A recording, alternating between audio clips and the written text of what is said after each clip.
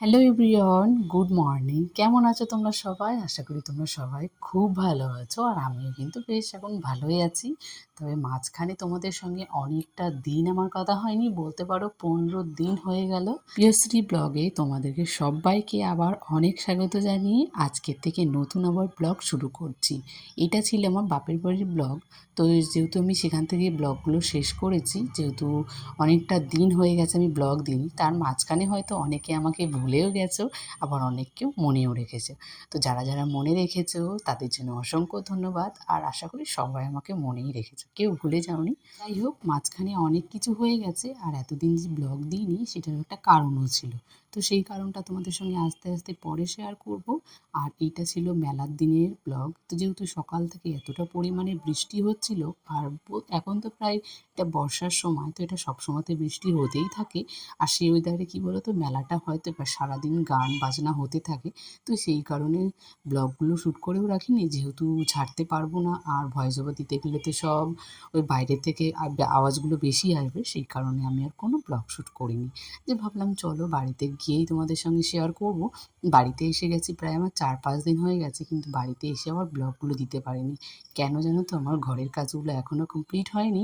আর ভাবছি এই কমপ্লিট হয়ে যাবে, তারপর তোমাদের সঙ্গে ফ্রেশ নতুন নতুন ব্লগ দেবো, মানে যেটা তোমাদের দেখতে ভালো লাগবে। তো এখনও কাজ শেষ হয়নি, তাই ভাবলাম যে না, আর দেরি করে লাভ নেই। অনেকটা দিন হয়ে গেছে আমার বন্ধুদের সঙ্গে কথা বলিনি, আমার ভালোও লাগছে না কিছু, মনে হচ্ছে একটা ফাঁকা ফাঁকা থেকে যাচ্ছে সারাদিনের কাজের মধ্যে। আর আমি ভিডিও বানাতে খুব ভালোবাসি, তাই মনে হয় এটা আমার, বলতে পারো সারাদিনে একটা এনার্জির মতো।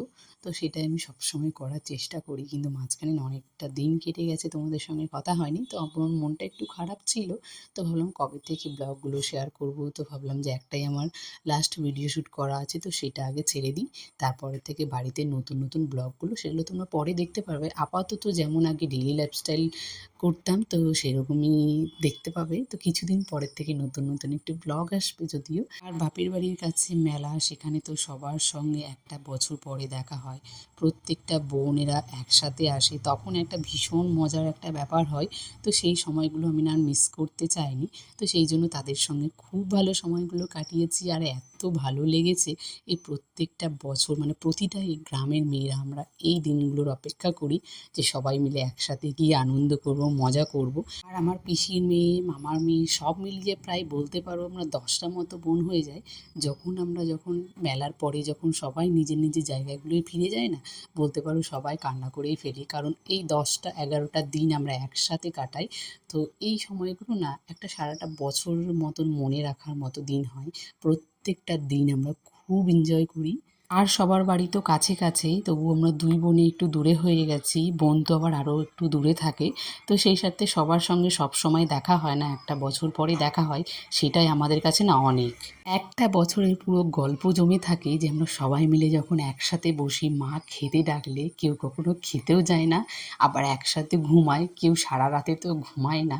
বলতে পারো আমাদের সারাটা রাত গল্প করতে করে, সারা দিন গল্প করতে, কেন জানি না এত এত গল্প কোথার থেকে আসে, মানে কে কী করেছে, কার জীবনে কী হয়েছে, এইসব করতে করতে না একটা ভীষণ একটা আনন্দের সময় দিন কাটানো হয়, তো খুব ভালো লাগে। তো হাসি, এত আনন্দ তো প্রায় 11টা দিন ধরো কাটিয়েই নিই। তারপরে যখন যে যার মতো জায়গাগুলোয় ফিরে যায় না, প্রত্যেকটা মেয়ের চোখের মধ্যে জল দেখি।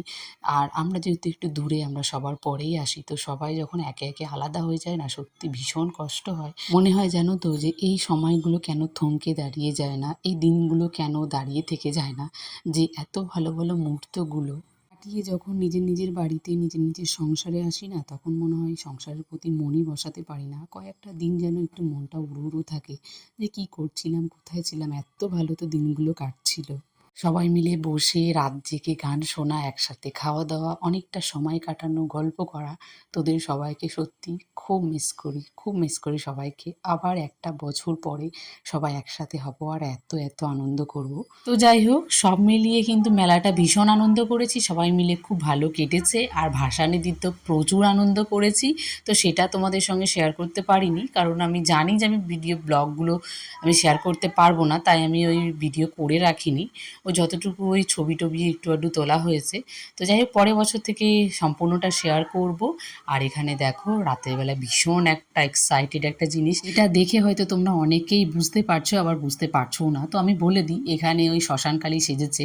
তো শ্মশানকালী সেজেই কিন্তু এখানে বেহুলাকে একটু তাড়া করছিল, যেখানে তোমরা ওই বেহুলা সিনেমাটা তোমরা দেখেছো, সবাই হয়তো জানো।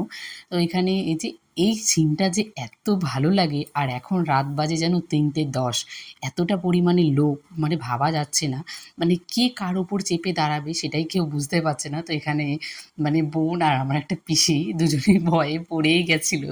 তো আমার দেখে আমার এটা খুব হাসিও পাচ্ছে যে তোমাদের সঙ্গে আমি ভয়েস ওভারটা করছি। তো যাই হোক দেখো, আর তোমরা ভীষণ ভীষণ আনন্দ করো, আর তোমরাও একটু এনজয় করো।